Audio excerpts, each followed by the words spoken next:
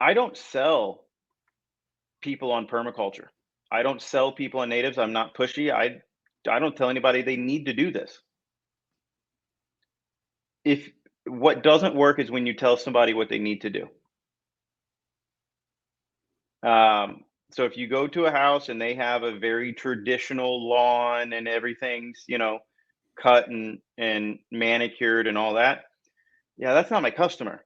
I'm not going to spend any time here telling you what you should be doing or anything like that. So I don't know if that's something that we learned kind of through my business partner. When we started the company, is he was and still is very much a people pleaser. And so he will do above and beyond for his customers if they ask. He'll do things way outside of his scope of work uh, to please a customer. And in in my experience, what I have found is that the best way for me to please a customer is to stay within inside my scope of work. Stay within what I can do and what I can do efficiently and what I can do well. This is the Farm Hop Life Podcast, a traveling homestead family. I'm Matt DeRozier. On the Farm Hop Life Podcast, we learn what it takes to grow your own food from everyday people. Could be a college student, grows tomatoes and salad greens on their apartment patio, a former VP of marketing for Del Taco now raising cattle in Montana, or someone who hasn't had a homestead in over 10 years. This show is aimed at teaching you what it takes to make homesteading work for you, that we all make mistakes, we all have bad days, but we can reach out and help one another thrive, and giving you the confidence needed to go feed yourself. So you say you call yourself a resource manager? Is that just kind of like a broad term to what does that mean exactly? Well, I guess that's a term maybe that I came up with. So resource manager, what I started looking at that came from when I was a trash man. And I've been a trash man my whole life. That's what my parents did when I was growing up. They owned two trash companies. So hanging off the back of trash trucks since I was 12 years old.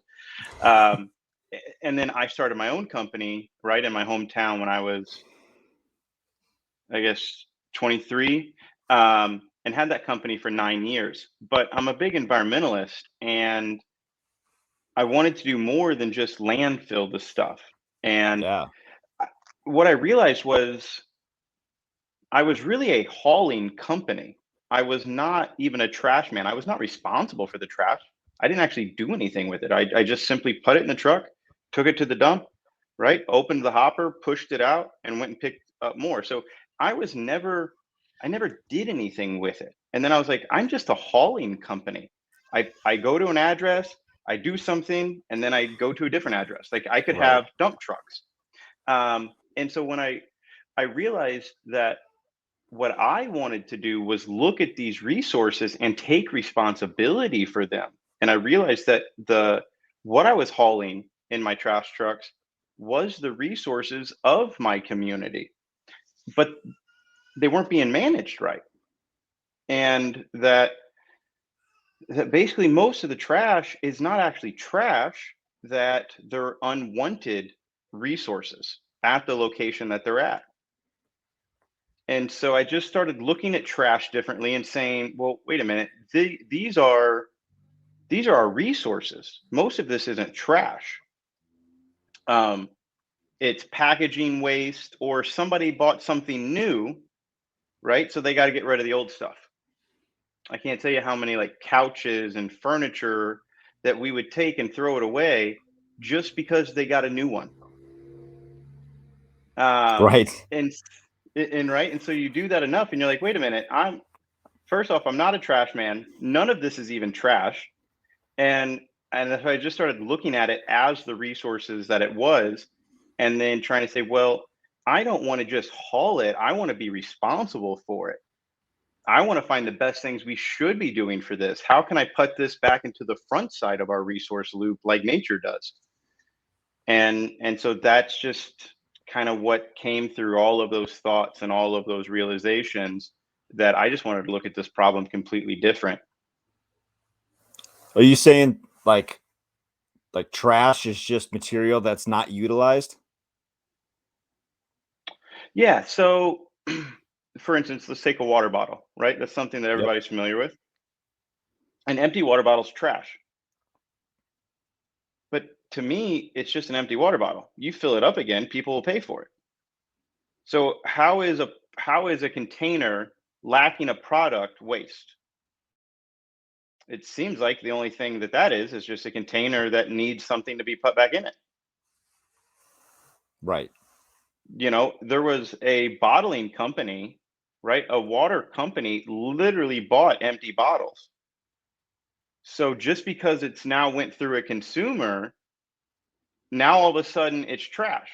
Well, to me, it just needs to get put back in to the front side of that system. You fill that bottle back up with water again, and now you have a valuable item.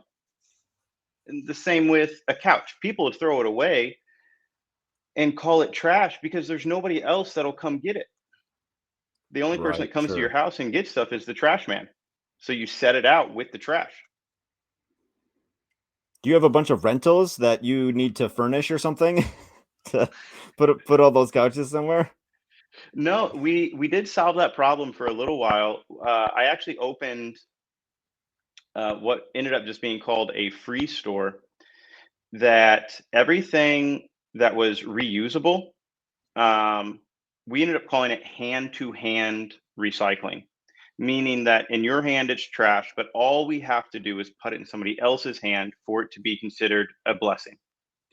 And so we would still charge the customers to come and pick up the furniture and the couches and knickknacks, or do the cleanups and cleanouts and things that they would have us do. But I'd say, hey, listen, we have this recycling store. If you have anything that anyone else could use, set that aside differently. We will use a pickup truck, come get that, and then we'll bring it back to our store. So the customer that was getting rid of it still paid for the hauling and the expense of it. But then we brought it back to our shop and we just opened that up to the public. If we have it and you want it, you take it. It's yours. Don't even pay us. Take it away. And so What happened that to that? helped. Go ahead. So that helped divert a lot of waste, from the landfill, and really helped a lot of people look at the waste stream differently. What happened to that program? It sounded like it's not around anymore. It's not. When COVID happened and everything like had to be closed, that was something that I closed. I still continued my trash business through COVID times, but I kind of seen the writing on the wall and was really being drawn to permaculture, and was like, I can't make the changes I want to make in the trash business, even though I have these efforts, even though we have the free store. And so I decided to sell my trash business, and so that's Oh, what I did. So nice. I did that in 2021 to pursue basically permaculture and education full time. So, a couple questions about the trash business. How much Yeah. is one of those garbage trucks? Like, those have got to Well, be like there's $250,000, right? you can spend more than that if you want to. Yeah. What does it drive itself and like pick up the trash all on its own? Not Just put yet. in like the route? Yeah. Um, Soon. I think that will absolutely be what happens soon. Um, and so you can get a truck. So there's kind of three different styles of trucks. There's more than that, but there's three main ones that most people may be familiar with. So you have a rear load trash truck, and that has the hopper on the back. It's got a sweet blade on it, and that's the most common and most versatile trash truck. That is really your Swiss Army knife of trash trucks. It can do your residential customers. So any like manual loading that you have to do by hand, it will accept that. It will also is semi-automated, meaning that it has a cart tipper on the back of the truck. So your like normal 90-gallon trash cans or the 60-gallon trash cans, you can wheel those up to the truck, and it's got a little tipper on it. You hit a lever and it dumps the can into the hopper and brings it back down for you. And then also those trucks can do dumpsters, um, and things Sure. too. Yeah. They got the And, forks and on the then front and go over the top. and so that's called a front load truck, Oh, okay. right? So the rear load goes, everything's in the back. Everything gets loaded in the back. The front load, everything gets loaded in the front. The front load has the forks on the front. it can only do dumpsters. Okay. It can't do residential customers. It can't do your bulk pickups. It can only do those dumpsters. And so those trucks are more expensive and they are a lot safer, um, but they are not as versatile as a rear load truck. And then the other option that most people are probably familiar with would be the automated truck, which is a side load It that has like picks the it arm up, that comes down. goes up the side, and dumps it in the Mhm. over the top rail. Yep. Yep. And Gotcha. so that truck is your residential specialty truck. Sure, that's And probably so the that most one can't common. do, The rear load and the residential one are probably what people see the most. Yeah. yeah. And then now they do have some attachments that are getting really good that you can put on a front load truck to where you can actually do residential trash cans. Hmm. And I have to say that by the time I exited the industry, um, that that was probably my goal, was to move into that route, to move to the front load with a front automated. Just Um, pick up like 6 at a time or something. yeah, but well, it ends up with like a little dumpster on the front with an arm that sticks out to the side. So you carry around this dumpster Hmm. on the front, and then you can put 5 or 6 trash cans in it, and then when it gets full, you run it up and dump it. Oh. Huh. Um, The hopper for the hopper, I guess. exactly, That's exactly. But funny. yeah, but those, if like that setup, you're going to be looking at about. I mean, this was in 2021, which I mean prices were very high in 21. Um, but you're at 350. Holy smokes. So Um, so I heard recently that Waste Management has a problem that, like, the company Waste Management, mhm. the they can hire somebody to work in their office with like a master's degree, no problem, for 65,000 a year, but they can't. They're struggling to hire uh, truck drivers for like $90,000 a year. Is that true? Yeah. That's going to be a huge shortage next few years. There Holy smokes! and there has been. This has been a problem for a long time, and there's a few reasons why. I can explain that to you if you want me to. Yeah, yeah. Let's hear it. Okay, so we have basically two options, or three, 2 to 3 things that are causing this problem. Um, One of the biggest problems is that there's not enough CDL drivers for the amount of positions open. Nobody's going around to high school kids and telling them to go get their CDL and become a trash man. Sure. Very specifically, they're telling them the opposite of that, Mm-hmm. right? Go to college, get a 4-year degree, get in debt to make 60,000 a year. Do not, under any circumstances, go to work this summer making $90,000 a year being a trash man. And so that's one of the big things that the teenagers, in the next generation are being told, do not do this job. Um, so that's a really big, problem. Secondly, one of the issues is in the waste industry, it's always been a struggle to get enough drivers for what we have to do. In most industries, when somebody's certified or has the license, there's not that much variation, maybe changes in companies and that stuff, but there's not too many different ways to, like, say, use a nursing degree, right? Or if you're a coder, like a computer programmer, there's not too many different things you can do. You either use your code, teach somebody else how to code, or whatever. When you have a CDL, you're driving, but there's different classifications to that. Mm-hmm. And what you end up having is that people that are willing to work and get their CDL, well, they're going to go over the road truckers because you make way more money doing that. Sure. Yep. And I so can see that. like the most motivated, dedicated, committed CDL drivers are driving semis over the road. And they're coming home once a week, once every few weeks at that. But they're making the most amount of money. Trash guys that are home every day, they're making maybe half of the money of the over the road guys. And so you have to find a guy, all right, or a woman that values being home, but is still willing to carry the license, is still Yeah. willing to have the issue, and go through the struggles of it, and have a more physical job.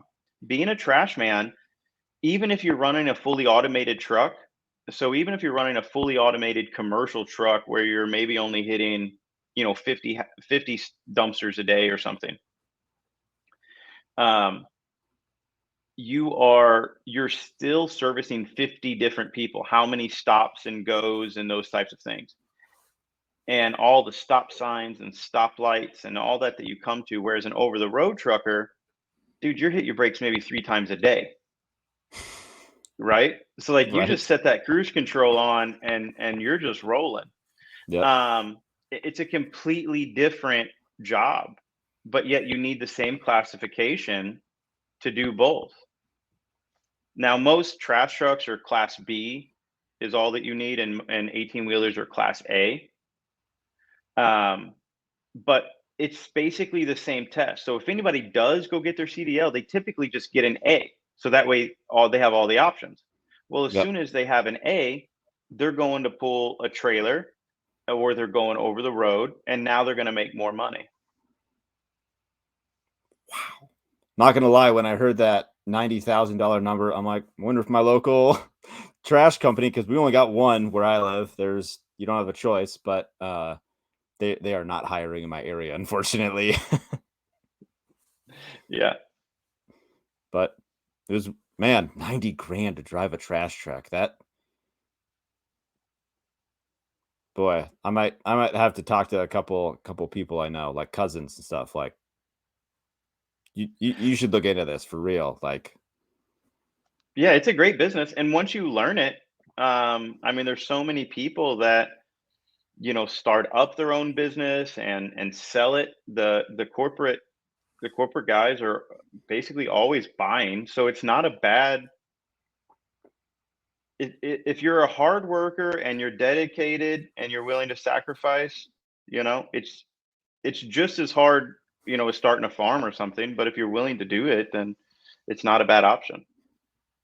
so let's talk about starting a farm. So through your transition here, selling Yeah. selling your trash business, um, that led you into permaculture because of the waste, seeing the waste stream. How did you even Well, find it? I found permaculture a few years, probably a decade or so ago, about the same time that I started the trash business. I Hmm. got into gardening, sustainable stuff, off grid. I think it probably actually started with just me and a buddy that did like some bug out stuff. Just trying, they were in military, and I Okay. always liked to go hiking and different other things, and was interested in outdoors.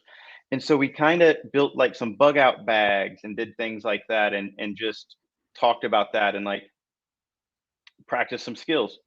Um, and then from there, it turned into, I think, just like gardening and dreaming of being off grid and kind of away from the rest of society. And through that, I found permaculture. And that was like the same time I was starting my trash business. Just the idea of being really independent for work, for life, for food, for everything. Um, and to me, I had to keep those separate. But eventually, it all kind of came together where I seen that you could do it. Um, you can just live on the farm, teach from the farm. That it can all be, your work. So you sold the business and you moved, correct? Yeah, that was in a couple of stage process. But yeah, so this past November, I actually bought 5 acres. 3 acres is set up still as an industrial site where I'm actually recycling some shingles, asphalt shingles that everybody has on their roof. And then the 2 acres next door to that is a home site, and that I am setting up as kind of what I believe should be the standard home. This is what it should look like. This is what you should have around your home, um, and to just show people that how much you can get from a basic home site.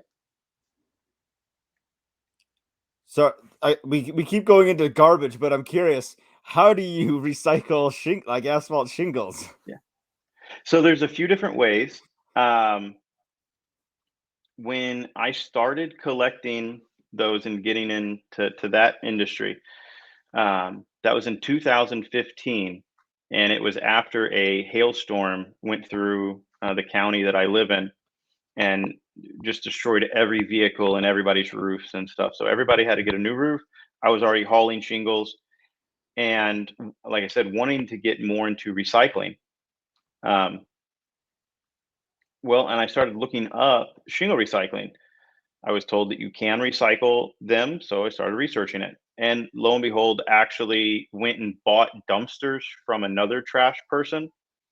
Um, and when I was loading them, there was a giant shingle pile in the background. And I was like, man, what is that? And so the guy that was loading the dumpsters for me told me that, oh, we recycle shingles over here and so on and so forth, and told me the whole like the scoop of the business. You recycle it into asphalt. So they get ground up and they get added back into asphalt roads. Um, and so that was the only approved use in my state until last year. And in other states, there is multiple other uses.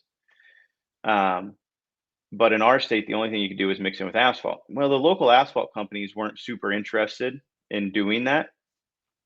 The past few years, they had some, just some disinterest. They had some trials before I did it, and they didn't go very well. But thankfully, our legislators last year actually seen this issue, seen the roadblocks that it was causing, and they voted on some changes.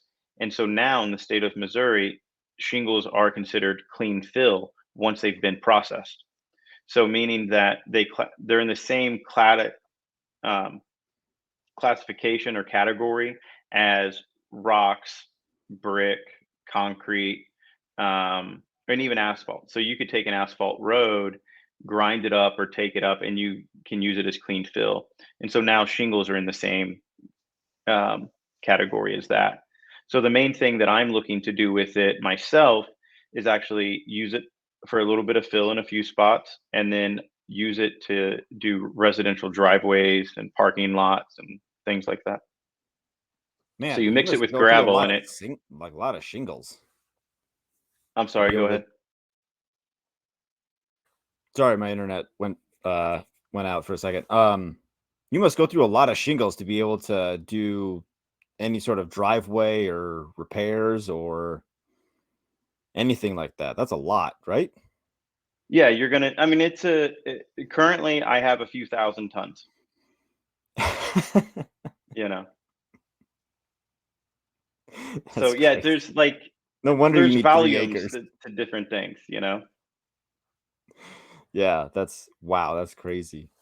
Um, But, I mean, like at my trash company, I was landfilling about 100 tons a day, oh my god. so I'm used to big numbers, like that, big volumes. Sure, I hear you. So this 2 acre property Mhm. that you're modeling for like what the average home in America could look like how easy it is, and all these things. So what paint us a picture here. What does that look like? Okay. So I can paint you a picture of what I have here on my property. Sure. And so with permaculture has zones. Are you familiar with the permaculture zones? Yes.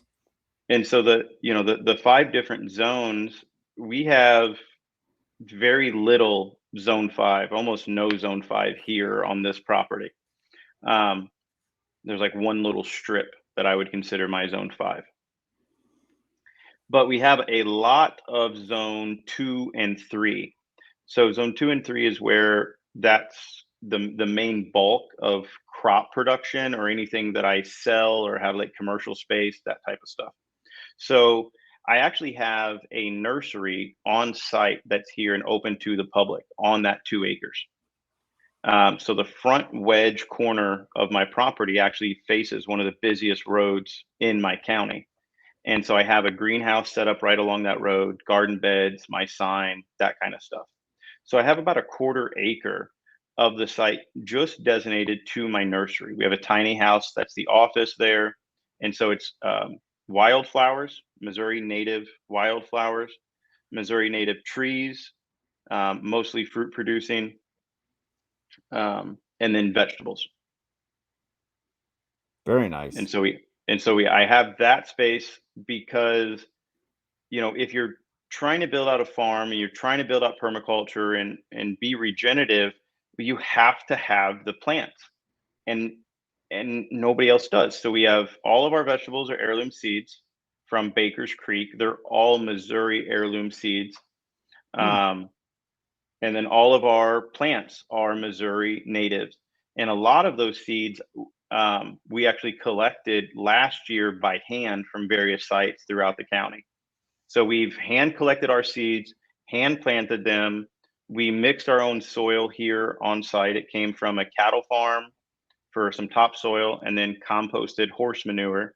And then we mixed that on site with local wood chips that we mulch and break down also. So our potting mix is local to us and that we make it. Our seeds are local to us. Our vegetables, our plants, all of that stuff fits right in with the permaculture design. And so that was one of the first things that we did is, start that revenue so that we don't have to go off site to make money, right? People come to us. And then with that, I can start selling my produce. And as this farm grows out and I start to have more and more production on site, I now have a market. I now have customers. We have a point of sale system. Everything's already functioning to sell the produce and things that we have coming from the farm. When you Um, say we, it's you and who? well, really, that's changed a few different times. There's been a few different people that's kind of been a part of this company.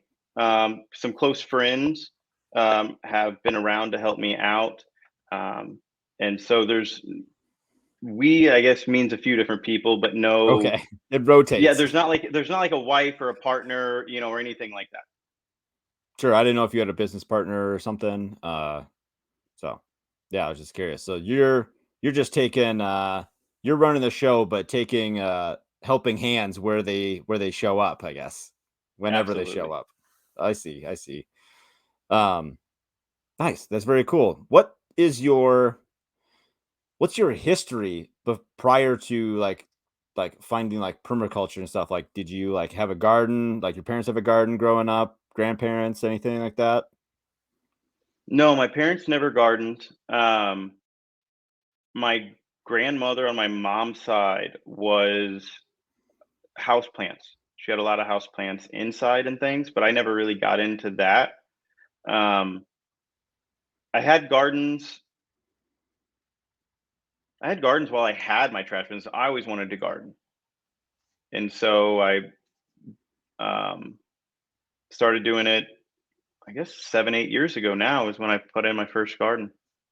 So you had learned a little bit of like about permaculture and then started trying your hand at gardening and just got better and better over the years. And Mhm. then opportunity was right, sold your trash business, got into starting your own nursery. Yeah, yeah. So that's because I'm was still learning the permaculture world, and I'm actually still completing my permaculture design certificate. Oh, cool. Um, yeah, and so I'm doing Jeff Lawton's online class for that right Very now. cool. And I was like, listen, I'm an entrepreneur, so I can't like go to work for anybody else, and I don't want to move, and there's no permaculture farms around here, so it's not like I can go. So like, all right, I'm gonna start this thing that we have now. And how that got started as lawn to yard is I had a friend of mine that had a lawn care company. and he wanted to sell it or change it. He needed a change in his life, and I was Sure. consulting for him to build his business up to sell it. This was the year after I sold my business, and we worked together for about 3 months. And I just got to think about it. And the team I had with me, a couple of people that were working with me at that time, we went to a trade show in Kentucky for the lawn care industry. And I'm like, man, there's way more people here than there ever was at any of the trash shows that I was at. But yet there's nothing as expensive. This industry is full of mom and pop business. They're like the most expensive thing here was a truck, a big like box truck that came with all the racks and the gear and everything to load out your mowers and stuff. And it was 90 grand. 90 grand's a lot of money, but not when you're used to, listen, man, I can't walk out of here for less than 175. Like if I buy the cheapest thing at the trash show, it's 175. Mm-hmm. The most expensive thing at the mowing show is 90. And I'm like, well, this is a different world. This is exactly the stuff I want to do. Mom and pop business. Um, and a way lower entry point, on asset. Um, and so I talked to my buddy and I was like, hey, what if we just applied my permaculture ideas and my understanding and my history to residential homes, your customers that you already have with your lawn care? What if we just talk to them about getting rid of their lawn and add more garden space, and we'll just reduce our mowing costs? We'll slowly but surely have a, multi-year contract with these customers, reduce the amount we're actually mowing, and increase the benefit that this yard is producing to the homeowner. And everybody liked the idea, so we did that. And so me and him worked together for 6 months of last year. But after the 6 months, we really just learned that he actually did want to focus more on the mowing. And I did not want to have really anything to do with mowing. And I wanted to focus more on gardening and installing permaculture stuff. And so it wasn't quite the marriage that we thought that was going to be between these two kind of ideas. And so we went ahead and separated the business. I kept lawn to yard and just continued to focus on it, um, as permaculture and helping people. And so that's basically what I do now is people call or they schedule an interview, um, or a time for me to come out to their house. I go out there, look at what they're doing, talk to them, learn their hopes and fears and goals and that, and then recommend plants, design some things for them, or even do the work also. Man, that sounds like a great pivot for somebody to take over like a lawn care business and then shift it almost to like landscaping slash like management, more or less. Right. Like a resource manager, you could say. How many clients do you have for your lawn to yard? Quite a few. And so we're just kind of getting into like a monthly type service or where they're a member, right?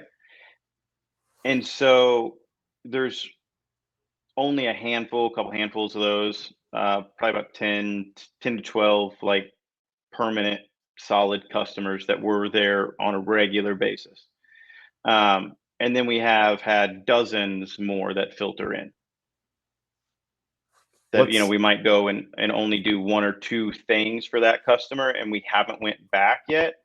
But then we have a couple of customers, like I said, that 10 to 12 that were there almost every month. And I can tell you that 10 to 12 customers that you're supposed to be at every month, well, that'll keep you busy. Yeah, I can imagine. I've heard of something similar. A guy, oh man, what is it? Easy Peasy Gardens or something like that. He also has a podcast, but he's over in I think it's Ohio. He does something similar. He basically like maintains people's gardens for them. I think he does the weeding, does like he helps them plant. Sometimes they would just want like him to do all the work, do the planting, do the weeding, do the whatever. And some of them want to like work alongside him, like basically like a hired teacher. Like, Yep. is this a weed? Can I pull this? No, that's not a weed. Like, you're gonna want to like save this. It may look like a weed, but you can use it for this or that kind of thing. Um, but yeah, that's super cool. What kind of like, if someone wanted to do something like this, like what kind of like monthly rates are you charging for people that like show up every month? Well, so the easiest way I can tell anybody that wants to copy this idea, and l- my whole idea with this is that when I do get it all figured out, I can easily franchise it. And because I think that this type of work is going to be a lot more popular in the future. It's easy. There's so many people that are interested in it, and it's needed. Um, and again, you only need 10 or 12 people really to keep you busy and to, with It's that. pretty So low. it really is. But um, and so it we charge a few different rates, I guess. And so I can break that down for you. So what we do is a couple of standard um, prices, and then we have kind of just a sign up or a membership fee. And that is just a fee to put you on the books.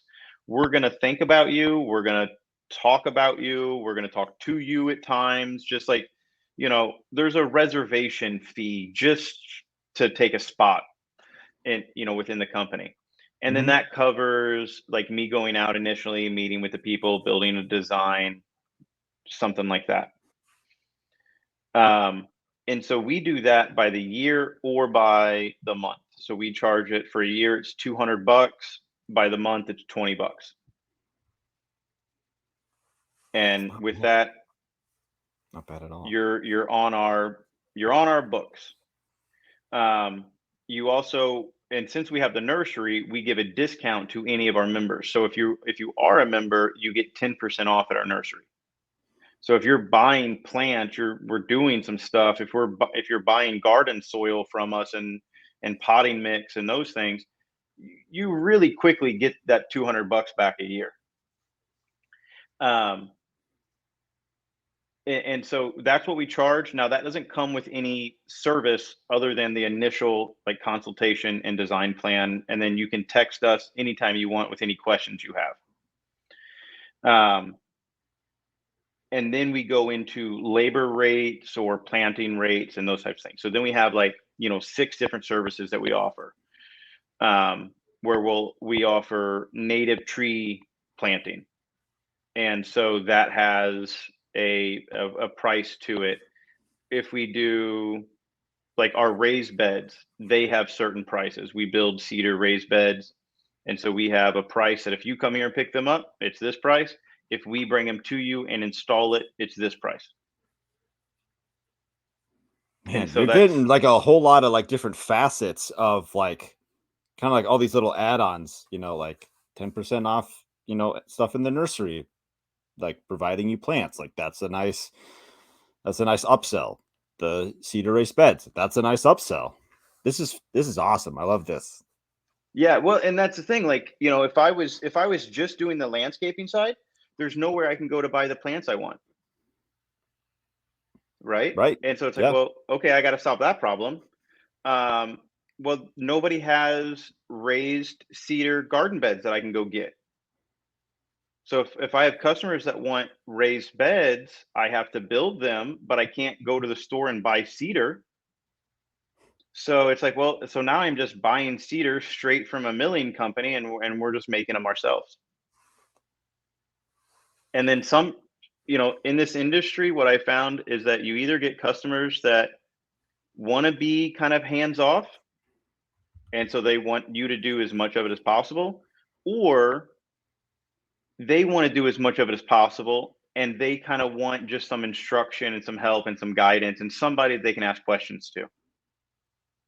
Right. They need kind of like like a single person that they trust that they can go to with questions instead of like doing a Google search, trying to figure it out. Like, no, that doesn't work in your area. You gotta do it this way, but they didn't know that, and so like the whole thing's like screwed up. Or yeah, Yep. Yeah, I And can so see what I that. do is just put it together. We make the plan. We figure out, yeah, some raised beds would be good. You need some dirt. I can sell you the dirt. I can bring the dirt. I can bring the raised beds. I can put it all together for you if you want me to. So What? we offer. Go ahead. Oh, I was just gonna say, what? Why don't you finish your thought, and I'll ask my next question. So one of the things I tell customers is that we offer everything from the design, right, to the materials, to the actual work of installing the design and the materials. So what hasn't worked? What? So like you're almost a year into this. Is that Hmm. that about right? Yep. Um, so what hasn't worked so far? Trying to tell anybody that they need to go native or that they need gardens and those types of things. Can you expand on S- that? Yeah. So I don't sell people on permaculture. I don't sell people on natives. I'm not pushy. I don't tell anybody they need to do this. If What doesn't work is when you tell somebody what they need to do. So if you go to a house and they have a very traditional lawn and everything's, cut and manicured and all that, yeah, that's not my customer. I'm not going to spend any time here telling you what you should be doing or anything like that. So I don't know if that's something that we learned kind of through my business partner. When we started the companies, he was and still is very much a people pleaser. And so he will do above and beyond for his customers if they ask. He'll do things way outside of his scope of work uh, to please a customer. And in in my experience, what I have found is that the best way for me to please a customer is to stay within inside my scope of work. Stay within what I can do and what I can do efficiently and what I can do well. So you have that narrow focus, and you're not trying to like get distracted by trying to do something. I can see that. That makes sense. Every time I've grabbed something that's kind of right outside, I end up regretting it. Can you give an example?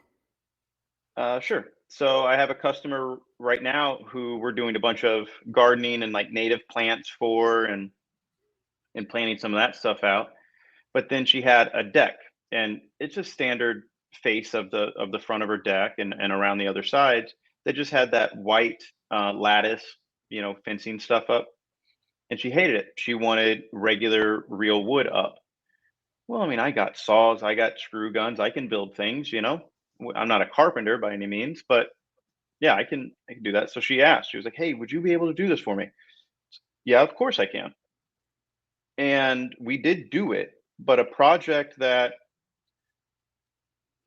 should have taken me a half a day is what I was expecting. When you get there and you start working on it, well, nothing's square, nothing's true. And it's like, hey, this is a little more complicated, to solve all these little problems. And so it ended up taking like 2.5 days, right, to finish this project. And it would have taken me one whole day if I would have gotten just to focus on it. But because it just threw up wrinkles and it was off of the normal list, I didn't have the right tools in the truck and all of that stuff.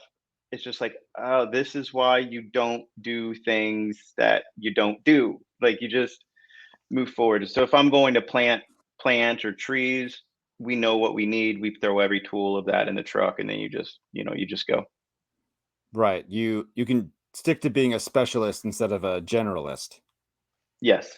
And so like Yeah, and then today, it rained here and I built a greenhouse. I have another customer that ordered a 10 by 20 greenhouse. Well, I built that this afternoon oh, in my nice. shop. And so it's just like, okay, so I can build a good structure and get some value out of a half a day of my time woodworking, but not on site at a customer's house doing a deck or something like that. No, that makes a lot of sense. That and then it makes it easier to say no also that you it's like I'm just not set up to do that, sorry. Like hey, can you, also blah, blah, blah, blah. Like, I know a guy that can do that, but it's not me. Exactly. You can just refer people and just say no. Like if you got plenty of work to do, you're not, you know, if you're not starving to make ends meet, yeah, you can say no to things. Or if you do have to say yes to things, charge more for it because it's out of your scope of work. Like, and if maybe the price tag will turn them off, but if it doesn't, at least you got well paid well for that extra work, I suppose. Yeah. Yeah. And I mean that's true. No, other ways to pivot and do little upsells. What's the what's the biggest challenge in starting your own nursery?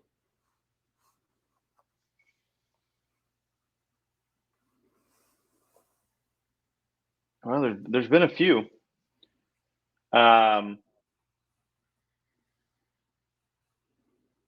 there's so much learning, right? I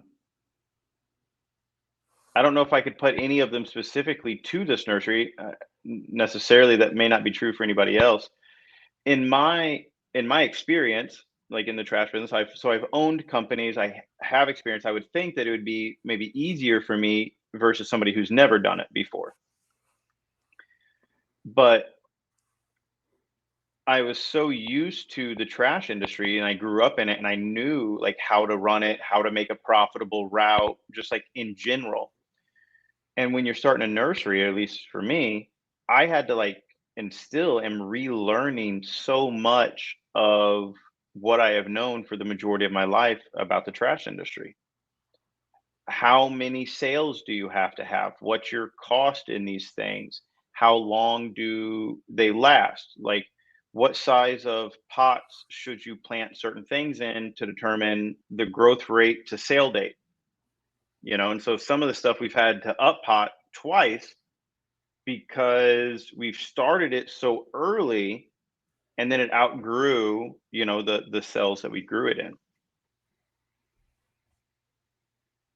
And so just getting more aware of those things, um, getting the plants and the watering situation. How are you going to water everything all hooked up and set up? So to me, it was just building the infrastructure and then understanding at what level you should scale it. How large are you trying to scale it? Um, so right now, the one greenhouse we have is about 15-foot wide by 100-foot long. And so that is, and it's lined with plants down the center and down both sides. Um, so there's probably we carry about 6,000 plants at a time. So it's quite a few. Um, but honestly, I could use a second greenhouse because we have so much that's like starting constantly, and then so much that's like growing. And then also, especially this year, there's so much that I plan on putting on my own property. Right. So 6,000 plants sounds like a lot until you're like, well, yeah, but I might have 300 cauliflower plants or something, or 200 cauliflower plants because I'm going to plant, say 50 here at my house. And Right. then I'm going to sell 50 in the next 2 weeks. And then I'm going to sell another 100 in the 2 weeks after that. And so it sounds like you have a Right. lot of space, Right. but as soon as you start having 2 and 300 of every plant you have, your space fills up real quick. How did you decide to do Missouri native heirloom plants? Just to get down to like that niche, like people that are really into gardening or they're gonna want, heirloom variety, native if they can get it. Just, to like, did you see like a market need or? Well, it was what works the best, right? And so the heirloom are not native. The heirloom are the all the vegetables, and those did come. They are heirloom from Missouri from one farm. So Okay. there's Baker's Creek here. They're a massive seed producer, and they're from the original farm. It's over 100 years old that they have been farming and collecting the seeds from that farm. Um, and so we just buy all of our vegetable seeds from them. Okay. Heirloom seeds are, in my opinion, the best seeds to have for vegetables. And a lot of other people agree with that too. So I wanted to grab that, have that, and then the Missouri natives because they interact with nature the best, right? And so soil. I am a certified regenerative agricultural from Gabe Brown, the Soil Health Academy school. The name sounds familiar. Yeah. Yeah. Um, and so Ray Archuleta, Gabe Brown, Shane New, those guys, and I think there was one more. They put together that group, the Soil Health Academy, and I did that in 21, I guess the winter of 21 to 22. Um, and so you learn a lot about soil there, and you have to have native plants for soil. And that's what creates the microbe relationships and the mycorrhizal fungi and just the interaction with the soil. The native plant roots are way deeper than an exotic or a perennial, or I'm sorry, an annual plant. And so regen ag teaches a lot about natives and wildflowers and the benefits that that has, bringing in the bees and the beneficial insects. And permaculture talks a lot about that also. And so to me, it's like, wait a minute, there's so many natives that produce food or that have medicinal properties. Once you start looking at those, let me take the permaculture design principles and really focus those on natives. And so it's kind of, for me, it was a mix of those two goals. We had, man, this was many episodes ago. We did a episode of the men's forum where we were talking about heirloom varieties, and what we kept coming back to was that seeds have memory. So if you have a seed from a certain area Mhm.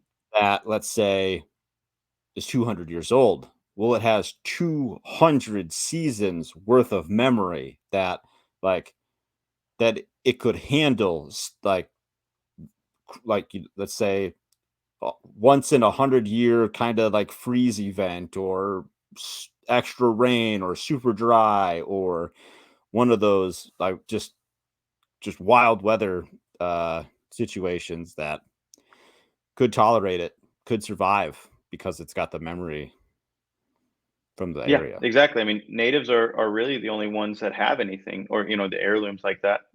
Um, so one of the really cool features about that is, for example, milkweed. So milkweed is that's the host plant for the monarch butterfly. And so that's the only food source that monarchs eat. That's the only spot that they lay their eggs. Um, so they have to have milkweed. There's multiple different kinds of milkweed, but they have to have milkweed. But the milkweed blooms um, basically based off of the range that it's in. So if you took a Texas milkweed and took it to Michigan, that seed, that plant is not going to know that it's in Michigan. That seed, like you just said, has a memory, and it's going to bloom on Texas time, right? It's not going to bloom on Michigan time. Um, well, what happens? There's no monarchs there. There's nobody there for the plant when it's supposed to be getting access by monarchs because the monarchs are still in Texas. So you can't have even milkweed that's native through the whole Midwest. You can't move it it has to be a local milkweed for it to actually work in your site the way you want it to. And that's true for Because all plants. I'm assuming that the monarchs are also their time is on when things are blooming in various states, like as they go north or south or whichever direction that they're traveling, that they know when and where the milkweed's blooming. Correct. Gotcha. Nice. And so, yeah, just kind of like learning these different pieces of data. It's like, hey, we got to be kind of focused. Like, it seems like if you're not focused, you could be wasting your time. So why not just focus and make sure that everything's as local as possible? Right. So what's the best part about starting your own nursery or gardening or homesteading, whatever it is? What's your favorite parts? The customers, Why is that? the customers for sure. It's just so much different than what I'm used to. Um, with the trash business, you had so many customers. I mean, thousands and thousands. You could not know all of them. Um, but it is such a cheap service, right? For what you do, that you have to have thousands. Like you're running a trash route. If you're even the smallest trash route I had, my goal was 200 stops. Minimum 200 a day. Sure. And so, man, you can't interact. If you're serving 200 people a day, I can't spend more than a few seconds with you. And it's not like people are outside at their trash can all the time. And I definitely don't have Just time to waiting to come up. talk to you. Yeah, there's some, but um, and then the only time you do talk to your customers is when there's a problem, because that's the only time anybody cares about their trash is when it's not been picked up. Other than that, it's Right. out of mind. And so now, so many of the conversations you have are negative, and the customers, they don't respect the trash man. So you're talked down to a lot. Sure. Um, and so a completely different experience. And now I'm viewed as like an educator, and I'm helping people. And so that's been really the biggest change, is that I'm meeting people and I'm getting to spend a lot of time with them, and I'm changing the property around their home for them, for their family. It is now producing food.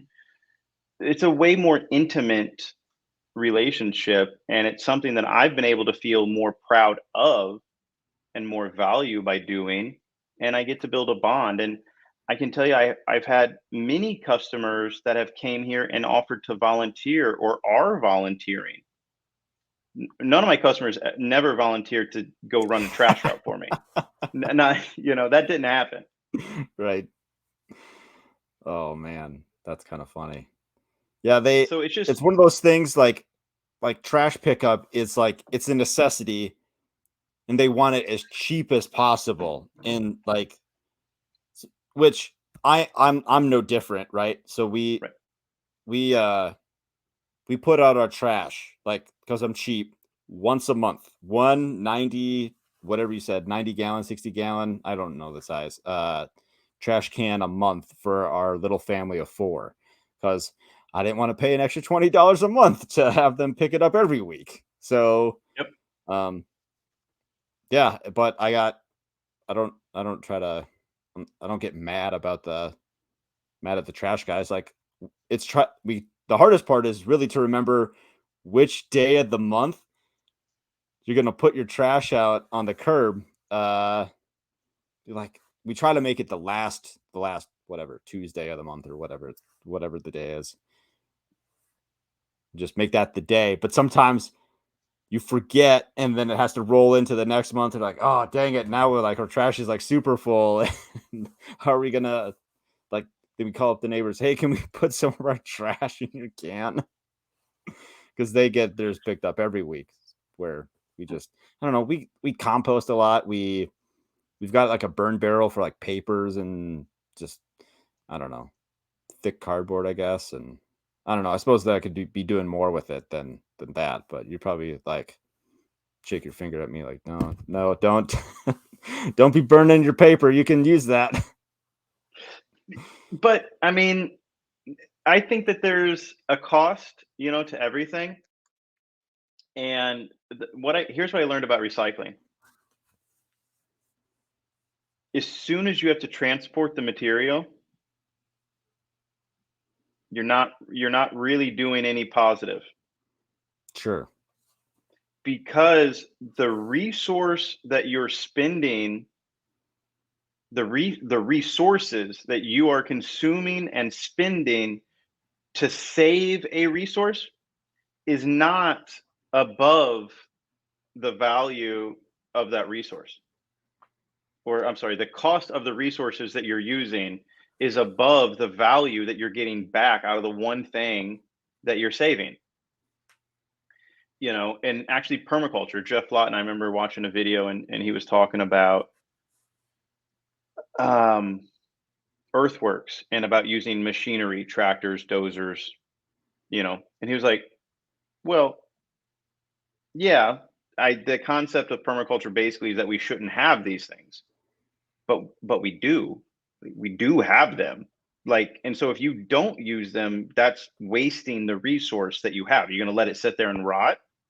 Well, but think of all the work that's went into it, all the effort, all the technology, all these, to Sure. make this dozer, and we're just going to park it. Well, like, come on, let's use that one until it's dead, and then we don't have to make any more. But use what we have. Sure. So Yeah. it just like changed as a balance of, if it makes sense, use it. If it doesn't, don't. And honestly, man, you're gonna put that paper in a nut. If you signed up with your trash company with recycling, like if they offered it, they're gonna bring you another trash can. They're gonna pick it up on another day in another truck and pay another guy $90,000 a year. They're not gonna make any money off recycling. The only way they make any money is off landfilling stuff. So now they're gonna have to landfill more to offset the cost of this recycling. It's just like, yeah, we're not doing anything here. You know how much paper you'd have to recycle to offset the expense of another trash truck? Like it does not make sense. That's a perspective I have not heard before. That's yeah, I could see that. I could see that a lot. And I then could see the how that makes sense. paper, one of the really cool things that I like about like the carbon um, that we have in the atmosphere and stuff that's an issue. Um, is that um,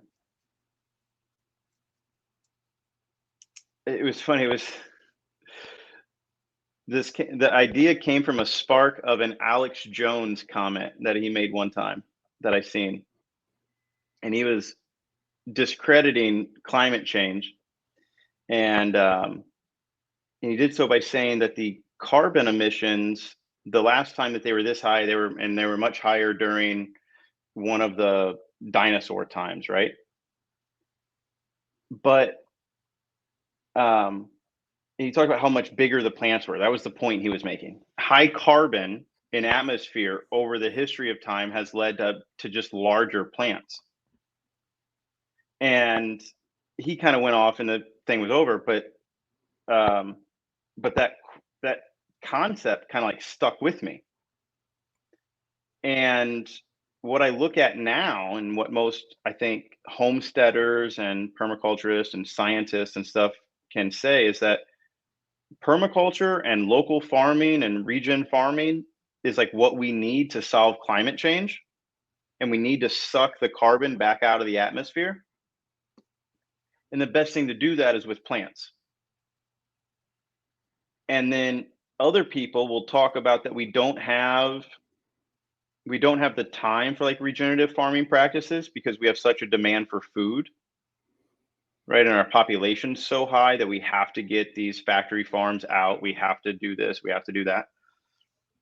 But it's like, well, the carbon's in the atmosphere that the plants need to solve the food crisis that we have now because of our population. So if we would not have pumped as much carbon into the atmosphere as we've done for the last 120 years, we would not have such a great opportunity to farm and to pull that carbon back out. The reason why our forest and so much of our stuff can do so well in the perceived future is the amount of carbon we have in the atmosphere that they have it to pull from. So it's kind of Yeah. a blessing if we use it. The carbon in the atmosphere is a resource to the next 20, 30 years of trees and plants and things that we want to grow. Or if we do nothing and continue to factory farm, it's going to be a problem. You'll oh, there, I'm back. You'll get a kick out of this. So I work for a fiber optic company. It's not for internet, it's for data acquisition. And what we do, part of what we do is we run alongside well drilling for carbon capture projects. And I was just on a job in Wyoming, brand new carbon capture well. And just today I saw the total price of the well, like total cost of the install for all the parts and pieces to be there, $7.5 million. How many plants could we plant for $7.5 million? If your nursery was given $7.5 million, I bet you could put out a lot of plants. Absolutely. And yeah, there's issues with it anyways. So I'm not even sure if it's 100% usable, but that remains to be seen. So that's just shake my head, do my job, I guess. But like in that sense, you can put dollars and cents to it, right? Whereas if you say, "Hey, I'm gonna give me $7 million," say that to investors, say that to a bank, say it to whoever you want to say that to. If you say, "I'm gonna build a forest," right? Like, well, okay, well, how am I gonna get my money back? But you say, I'm gonna build a well, and then probably that well has the carbon credits. Yes. And then you can sell those carbon credits, and then you're gonna make $1 million a year for the next 20 years. Whereas a forest doesn't carry the same weight into a government, even though it's sucking more carbon into the soil and storing it in a much better way.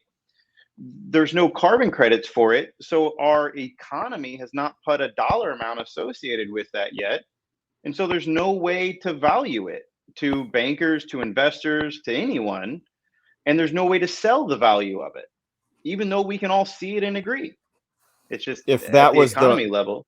Yeah, if that was the true goal, was the carbon, which is it? I don't know. Probably doesn't seem like it is. Doesn't seem like the carbon is actually the goal. Looking at it that way, because then just plant a bunch of trees, make everything look nicer. You wouldn't have this monstrous. Well, let's see. It's the well drilling's up now, but eventually it goes away, and it's just like this little tree in the middle, like they call it a tree. It's like just like a little pump thingy sticking up in the middle of the field somewhere in Wyoming. So it's it just blew my mind just how much money is in this stuff just for one little carbon capture well. Right, but I would imagine, but there's more than that on revenue. If there's 7.5 being spent, there's probably 15 in revenue coming from somewhere in the next 20 years. Right? So where's the 15 coming from? And then how do we just get, how does anyone just get that to qualify, for something. Yeah, I don't Um, get the value. Like, what are they putting the value on? Like, it just doesn't make the back end just does not make sense to me at all. I don't get it. because I know like a local landfill, because landfills have those carbon and methane pipes and stuff that they'll pipe out of the landfill, and then they have a little torch and they burn it, right? Sometimes if you have a landfill that's old enough, has the right gas, they can pipe that the methane into compressed natural gas, and then Sure. you can get compressed natural gas trucks and run them on that. And so that's been a better use of the methane, but not super common yet. But this landfill that I toured, they they actually received carbon credits for what they did with their landfill gas in an excess, because they also got fined, right, for being a landfill. But the carbon credits offset that fine, plus they sold.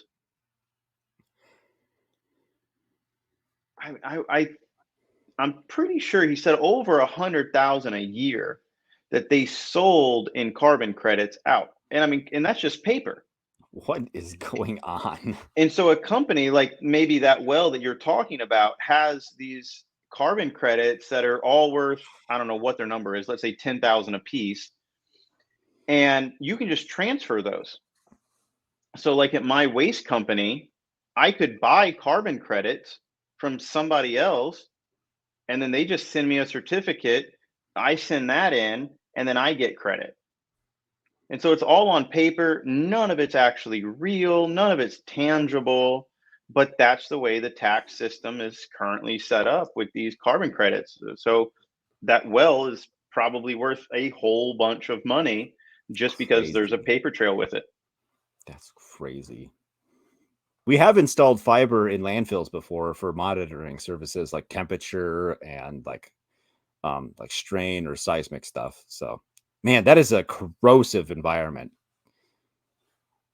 Like it destroyed some of our equipment. It was bad. I mean, it's everything. It's everything that's ever existed mixed together. Yeah. Yeah, it's gross.